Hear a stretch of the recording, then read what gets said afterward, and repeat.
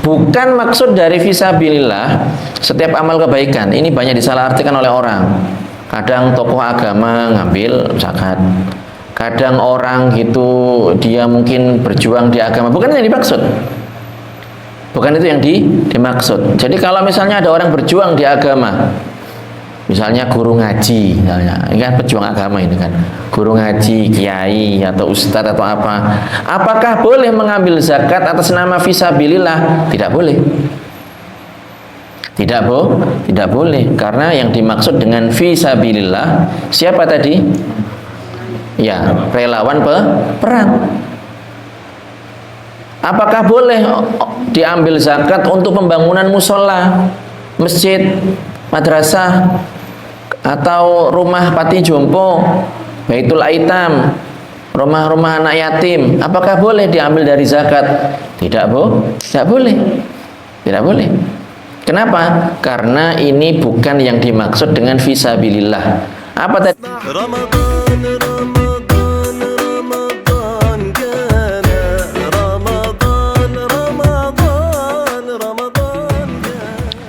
Assalamualaikum warahmatullahi wabarakatuh. Alhamdulillahirabbil alamin, wassalatu wassalamu ala sayyidina Muhammadin sayyidil awwalin wal akhirin.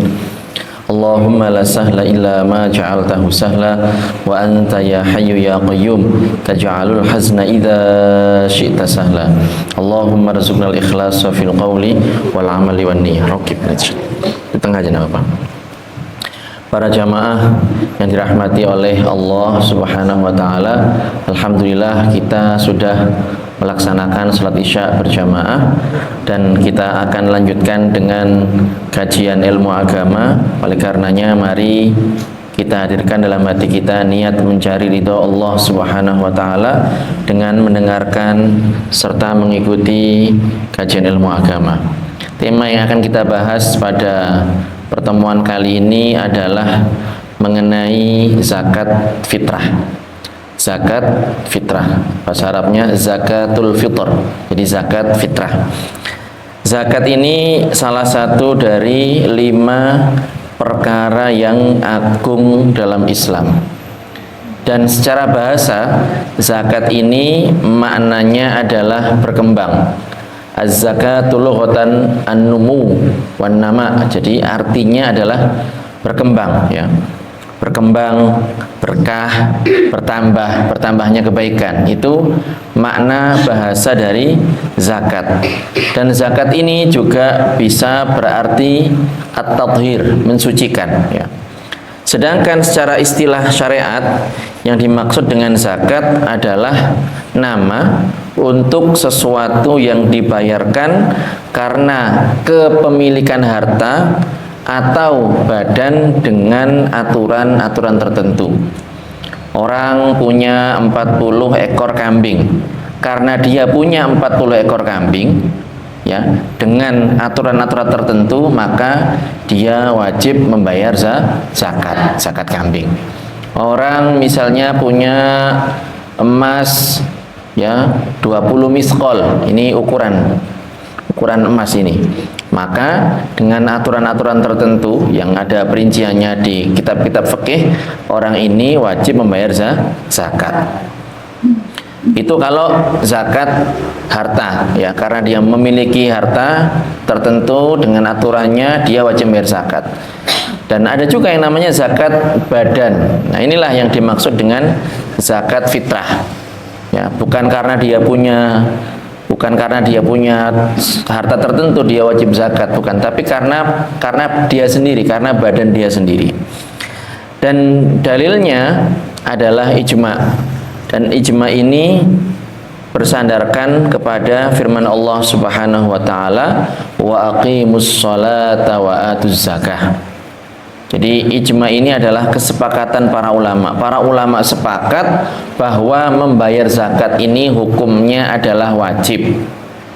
Dan kesepakatan tersebut itu berdasarkan kepada ayat tadi, yang mananya dan dirikanlah sholat serta tunaikanlah zakat. Kita umat Islam diperintahkan oleh Allah Subhanahu wa taala pada ayat yang telah disebutkan tadi 2 perkara.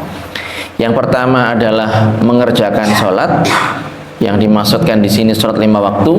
Yang kedua adalah membayar zakat. Ya. Kalau zakat ini hukumnya wajib, ada aturannya. Kalau terpenuhi syarat-syaratnya maka wajib ditunaikan, wajib dibayarkan. Beda halnya dengan sedekah. Kalau sedekah ini hukumnya sunnah. Namun terkadang zakat ini juga disebut dengan sedekah wajibah, sedekah yang sifatnya wajib.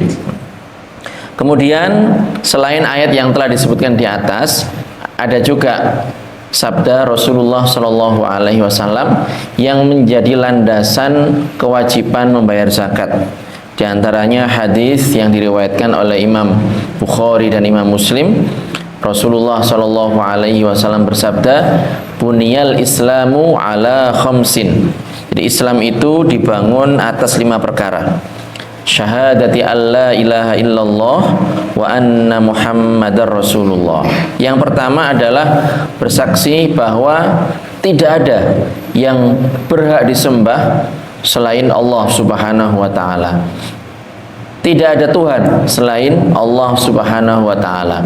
Tidak ada yang boleh diserahkan kepadanya puncak ketundukan kecuali hanya diserahkan hal itu kepada Allah Subhanahu wa taala.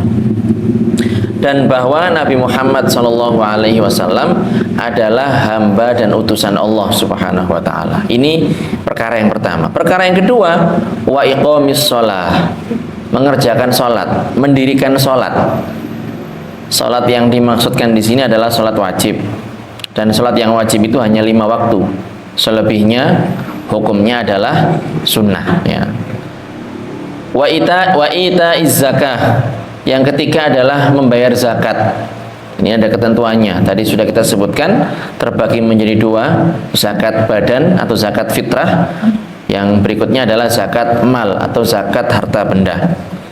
Kemudian wahajjil baiti, melaksanakan ibadah haji ke tanah suci, ya, ke Baitullah, ya, ke Masjidil Haram. Dan di sini saya ingin menyampaikan bahwasanya ketika disebutkan Baitullah, bait artinya rumah Allah, ya Allah, maka di sini bukan maksudnya tempat itu ditinggali, didomisili oleh Allah Subhanahu wa taala, bukan. Jadi ketika dikatakan al-masajidu baitullah atau al-masajidu buyutullah, jadi masjid itu adalah baitullah, bukan maksudnya masjid itu tempat tinggalnya Allah Subhanahu wa taala. Allah tinggal di situ sebagaimana kita tinggal di rumah kita masing-masing, bukan. Tapi maksudnya ketika dikatakan Baitullah adalah bahwa bangunan tersebut itu adalah bangunan yang dimuliakan oleh Allah Subhanahu wa taala. Punya hukum-hukum khusus. Tidak boleh sembarangan. Orang itu tidak boleh mengumumkan barang hilang di masjid, tidak boleh. Orang itu tidak boleh dalam kondisi junub dia berdiam diri di masjid, tidak boleh. Perempuan yang haid juga seperti itu, ya. Berjual beli itu tidak boleh. Kalau jenengan misalnya ketemu dengan pelanggan atau jualan, jangan di masjid, tapi di luar masjid, tidak boleh dalam masjid. Lah ini ada aturan-aturan khusus. Rumah itu, bangunan itu diistimewakan oleh Allah Subhanahu wa taala dengan hukum-hukum tertentu, dimuliakan oleh Allah Subhanahu wa taala. Kemudian wasaumi Ramadan. Yang kelima, ini yang akan kita hadapi adalah puasa di bulan suci Ramadan. Dan ini satu-satunya puasa yang wajib. Tidak ada puasa yang wajib kecuali hanya puasa Ramadan. Oleh karenanya ketika orang meninggalkan perkara tadi, maka dia terjatuh kepada perbuatan dosa besar. Orang tidak sholat, ya. Orang tidak membayar zakat, tidak puasa di bulan Ramadan, tidak haji padahal dia mampu, maka dia berdosa, dan dosanya ini adalah dosa besar.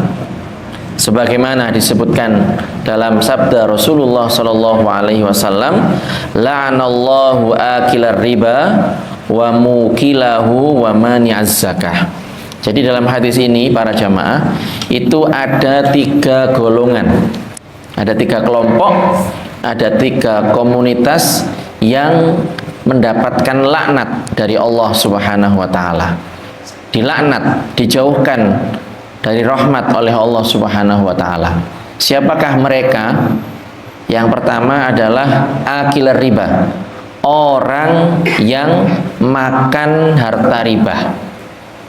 Ya, orang yang menggunakan harta riba. Jadi makan itu enggak hanya dikonsumsi saja, tapi segala hal yang dia ngambil manfaat dari harta riba itu termasuk dalam hadis ini, mendapatkan laknat dari Allah Subhanahu wa taala.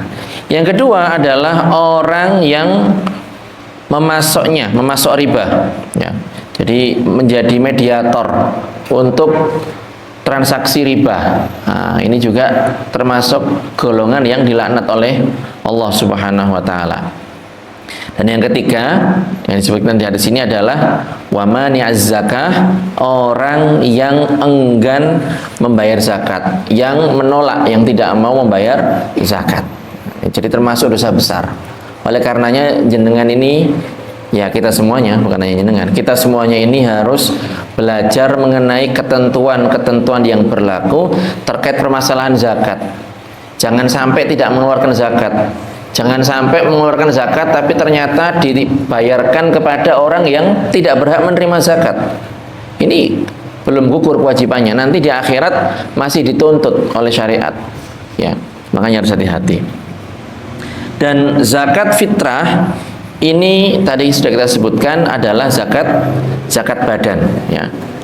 Bukan zakat yang wajib dikarenakan orang itu punya harta. Dan zakat fitrah ini merupakan kewajiban atas setiap muslim. Ada ketentuannya, kita sebutkan secara umum dulu. Jadi wajib zakat fitrah ini ditunaikan atas setiap muslim. Ukurannya berapa? Ukurannya adalah 1 sok. Jadi ukuran syariatnya itu 1 sok. Berapa itu 1 sok? 1 sok dari makanan pokok. Ukurannya adalah 4 mud. Jadi 1 sok itu sama dengan 4 mud. 1 mud itu adalah cakupan 2 telapak tangannya orang sedang. Nah, sebanyak 4 kali. 1 cakup, 2 cakup, sampai 4 kali. Dari makanan pokok yang dominan dikonsumsi di daerahnya. Kalau kita di Indonesia ya berarti beras. Kalau di Arab sana gandum, ya, dan seterusnya. Ya, jadi itu 1 sok berupa makanan pokok yang dominan dikonsumsi di daerahnya, yang mana lebih dari kebutuhan nafkahnya. Jadi dilihat kalau seandainya nanti hitungnya kapan? Di akhir Ramadan kok ternyata masih lebih berarti dia wajib zakat. Kalau ternyata cepet kurang, jadi nggak ada kelebihan sama sekali, maka ya tidak wajib. Lebih dari apa? Ngitungnya bagaimana ini? Lebih dari kebutuhan nafkahnya dirinya sendiri, dan juga nafkah orang-orang yang wajib ia nafkahi pada hari raya dan malam setelahnya. Jadi dihitung, misalnya sekarang ini malam takbiran, ya. Ini malam hari raya, ya. Malam takbiran, besok hari raya, malam setelahnya. Kalau masih lebih, berarti dia wajib membayar zakat. Siapa saja lebihnya itu, siapa yang dihitung? Dirinya sendiri dan orang-orang yang wajib dinafkahi. Siapa? Istrinya, istri-istrinya kalau memang istrinya banyak.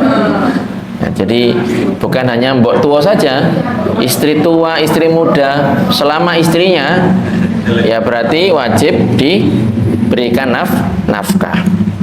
Anak-anaknya, dan di sini perlu diperhatikan anak-anak yang bagaimana? Anak-anak yang belum baligh.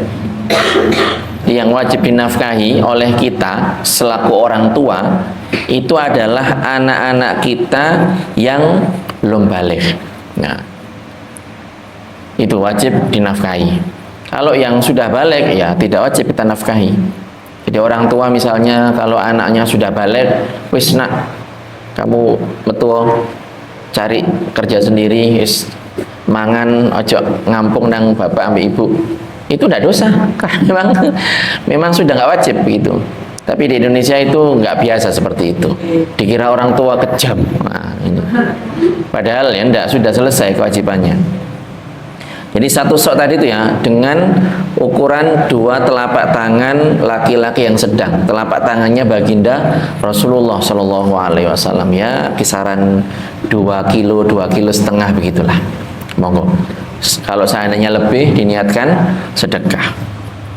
Itu ya. Jadi wajib bagi orang laki-laki mengeluarkan zakat fitrah atas untuk dirinya sendiri, atas dirinya sendiri, dan juga istrinya kalau istrinya satu, atau istri-istrinya kalau lebih dari satu. Ini bukan saya motivasi untuk poligami, bukan, tapi saya menjelaskan hukum. Dan anak-anak yang belum baligh ya. Jadi kalau anaknya satu ya satu, kalau anaknya banyak ya banyak, menyesuaikan dengan jumlah anak-anaknya. Dan juga setiap kerabat yang wajib ia tanggung nafkahnya. Ya.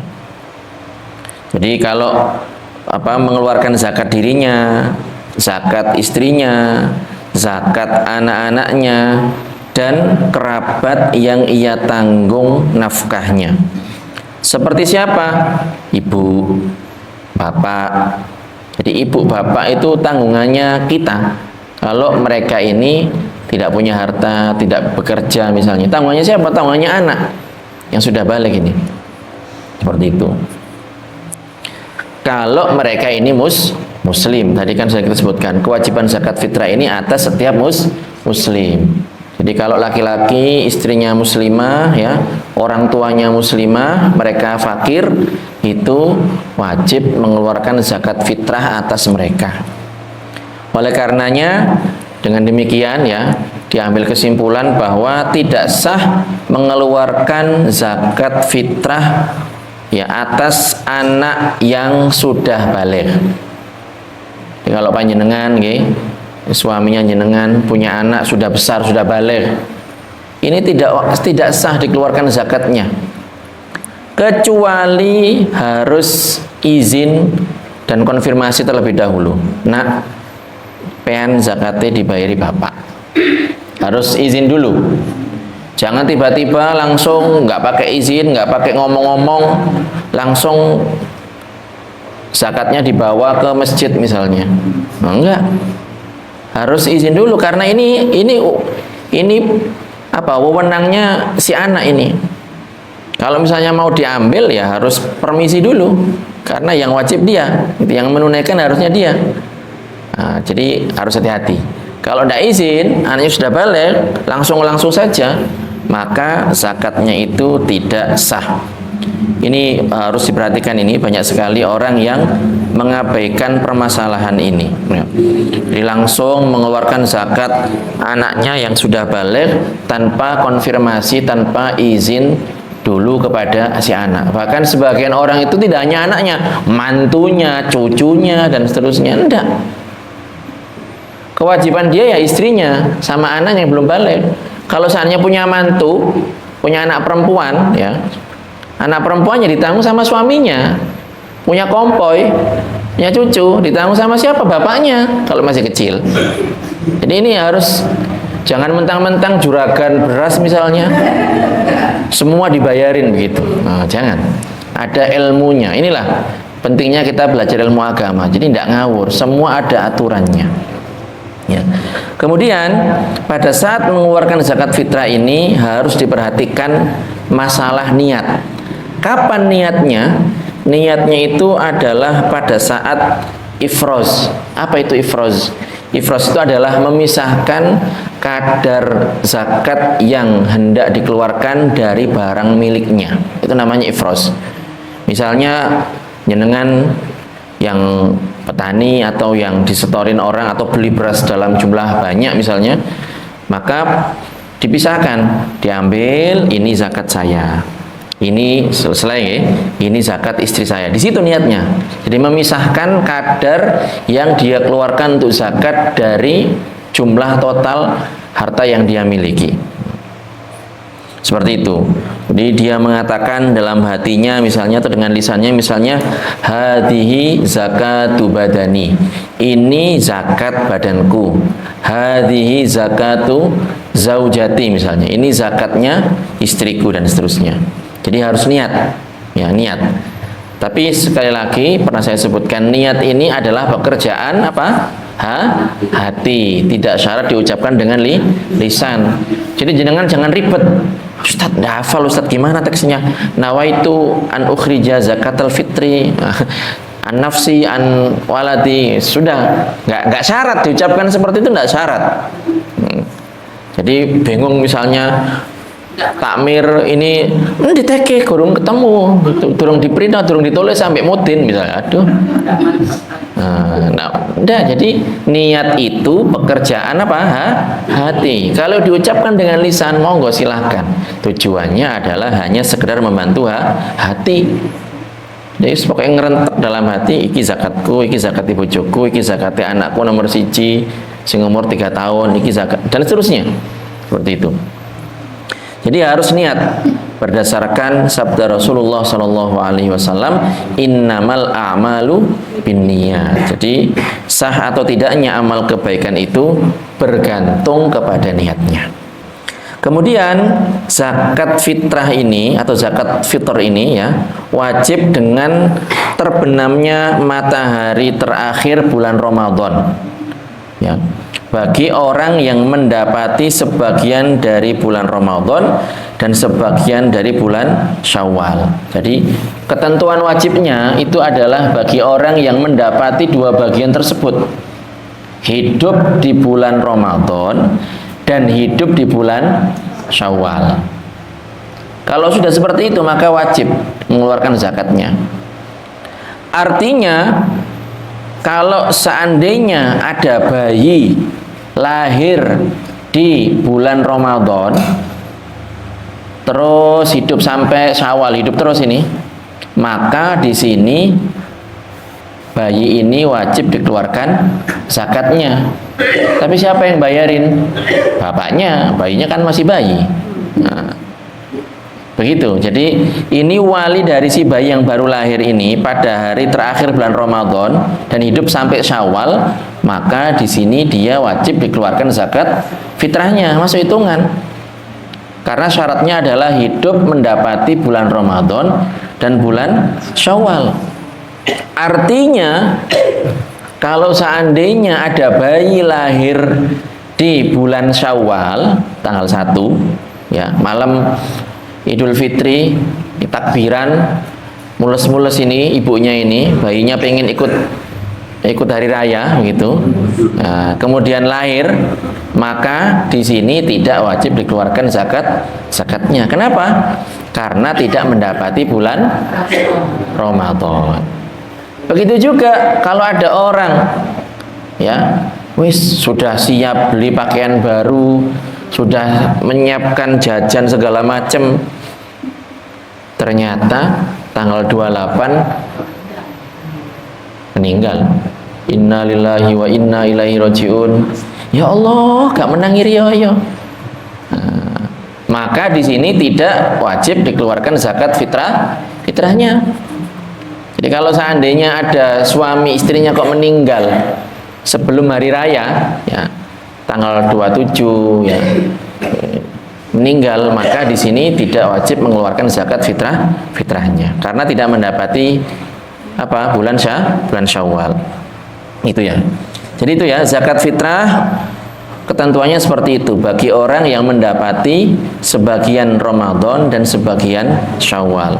Dan wajib dibayarkan sebelum tenggelamnya matahari pada hari raya Idul Fitri. Bayarnya kapan? Pokoknya sebelum itu, sebelum tenggelamnya matahari hari raya. Jadi kalau seandainya tadi siang itu kita sholat ya, maka sebelum maghrib tadi itu harus segera ditunaikan.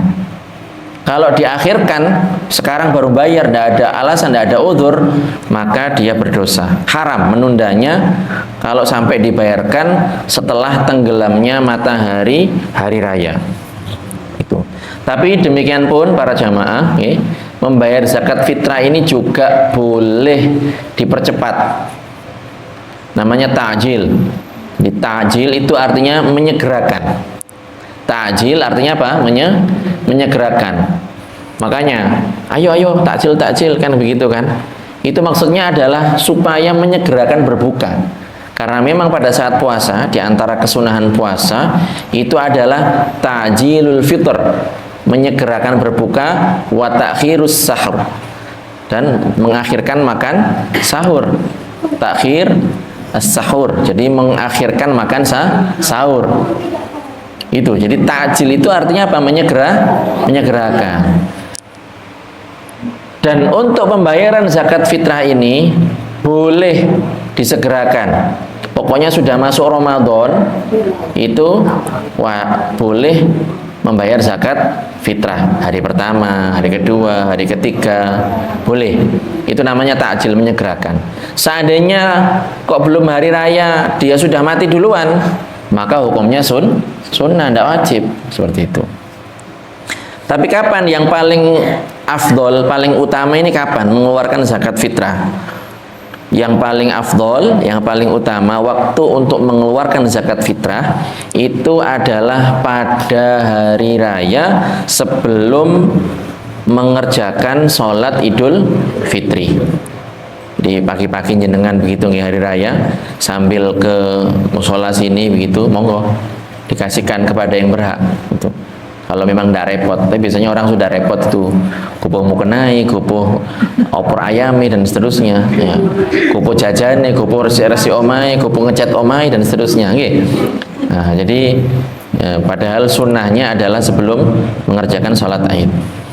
Dan zakat fitrah ini wajib disalurkan kepada orang-orang yang berhak di daerahnya. Ini harus hati-hati, ini nanti akan saya sebutkan. Dan yang wajib ini hanya ada 8. Yang berhak ini, yang berhak menerima zakat menurut ketentuan syariat ini hanya ada 8 golongan atau sebagian dari mereka, terserah. Yang pertama, orang-orang fakir. Siapa fakir itu? Fakir itu adalah orang yang tidak mendapati kebutuhannya kecuali kurang dari separuhnya. Butuhnya 10, dapatnya cuma 3. Nah, ini namanya orang fakir. Atau orang miskin. Orang miskin bagaimana? Ya hampir sama sih, 11-12, cuman lebih mending. Butuhnya 10, dapatnya cuma 7. Namanya miskin. Jadi lebih ngenesan fakir. Ya, itu.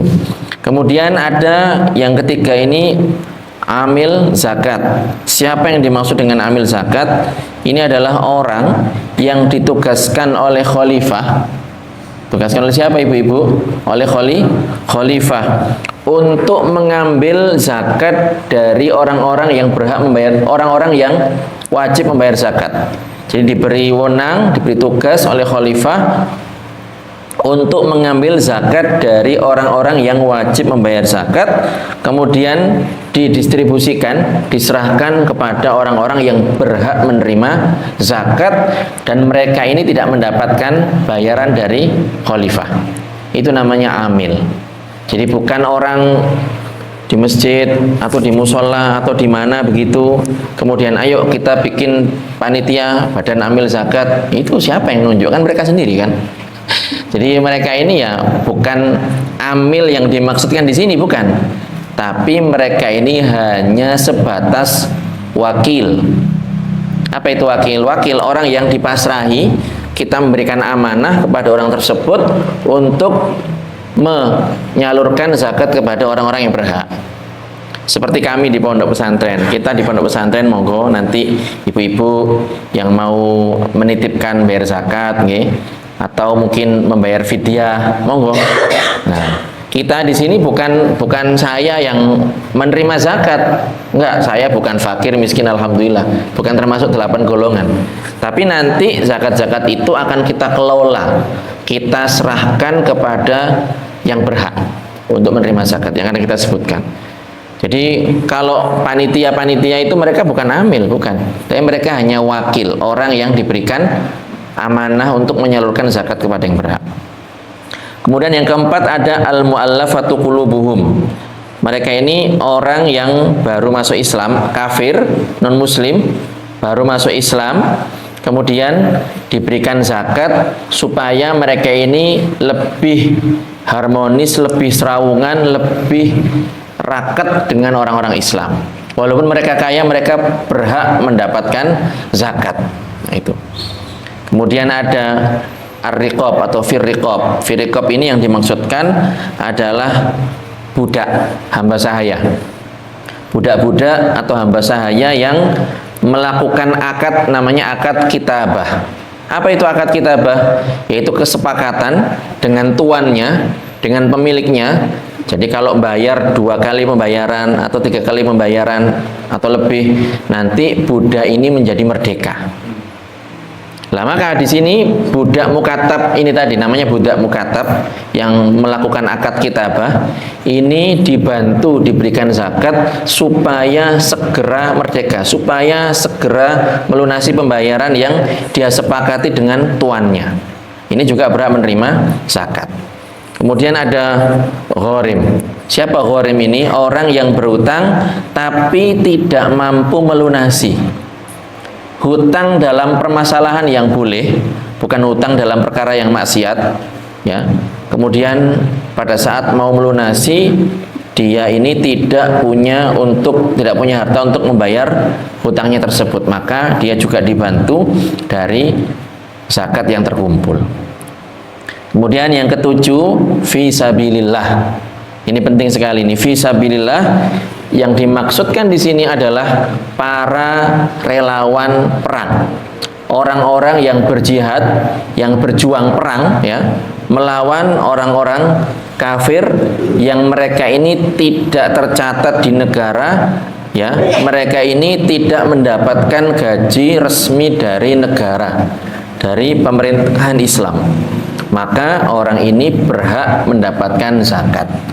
Jadi itu yang dimaksud dengan fisabilillah. Siapa? Para relawan perang, orang-orang yang berjuang secara sukarela, ya, dalam berperang. Mereka namanya tidak tercatat, mereka ini tidak digaji oleh negara. Itu yang dimaksud dengan fisabilillah. Bukan maksud dari fisabilillah setiap amal kebaikan. Ini banyak disalahartikan oleh orang. Kadang tokoh agama ngambil zakat. Kadang orang gitu dia mungkin berjuang di agama, bukan yang dimaksud.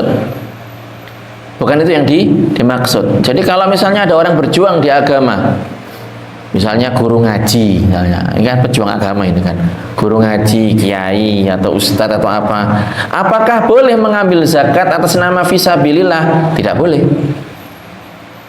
Tidak boleh, karena yang dimaksud dengan fisabilillah siapa tadi? Ya, relawan perang. Apakah boleh diambil zakat untuk pembangunan musola, masjid, madrasah, atau rumah panti jompo, baitul aitam, rumah-rumah anak yatim? Apakah boleh diambil dari zakat? Tidak boleh. Tidak boleh. Kenapa? Karena ini bukan yang dimaksud dengan fisabilillah. Apa tadi fisabilillah? Para relawan perang. Tidak boleh. Ya, jadi ustadz, kiai, tokoh masyarakat itu tidak boleh ngambil zakat atas nama fisabilillah. Kecuali kalau dia fakir, miskin, gharim, utangnya banyak, begitu kan, ngajinya nggak dapat bayaran, ya santrinya banyak tapi bayarnya seikhlasnya, akhirnya nggak dibayar sama sekali misalnya. Nah ini boleh. Tapi bukan karena dia fisabilillah, tapi karena dia fakir, miskin dan seterusnya. Ya itu. Jadi itu yang ketujuh. Yang berikutnya, yang terakhir, yang kedelapan adalah ibnu sabil.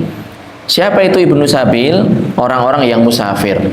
Jadi orang-orang yang sedang melakukan perjalanan, kemudian di tengah jalan ini bekalnya habis, sehingga nggak punya dana, nggak punya uang untuk melanjutkan perjalanannya menuju ke tempat tujuan. Walaupun ini perjalanan yang sifatnya mubah, untuk rihlah misalnya, untuk rekreasi misalnya, boleh. Misalnya di sini ada orang rekreasi ke Bromo misalnya, lah kok uangnya habis, nggak punya ATM, nggak punya apa. Walaupun dia di daerahnya itu orang kaya, dia berhak menerima zakat.